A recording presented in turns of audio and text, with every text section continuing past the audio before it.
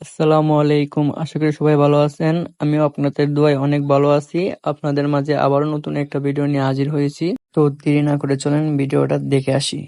এইবারে ভিডিওটা হলো জগদীশপুর নারিকেল বাগান নিয়ে। তো দেখতে দেখতে জগদীশপুর গুলচত্বর আইসা পড়লাম। এখানে আসলে আপনারা সর্বপ্রথমে দেখতে পারবেন বাংলাদেশ কৃষি উন্নয়ন কর্পোরেশন সিনিয়র সহকারী পরিচালক খামার এর কার্যালয়, ইটাখোলা ব্রিজ উৎপাদন খামার, ইটাখোলা মাধবপুর হবিগঞ্জ। মূলত এটা জগদীশপুর ইটাখোলায় ধরা হয়। প্রথম যখন গেছি তখন কোনো মানুষই ছিল না, পরে আস্তে আস্তে মানুষ আসছে, অনেক মানুষ আসছে, ওইদিকে আরো মানুষ আছে। আমরা তো সামন দিক দিয়ে চলে আসলাম। এত সুন্দর জায়গা দেখার পর বন্ধুকে বললাম, বন্ধু ধর একটা ভিডিও করে দে। তারপর বন্ধু একটা ভিডিও করে দিল। ভিডিও আর ছবির মাধ্যমে নারিকেল গাছগুলো দেখতে খুবই ভালো লাগে, কিন্তু একটা গাছেও নারিকেল নাই।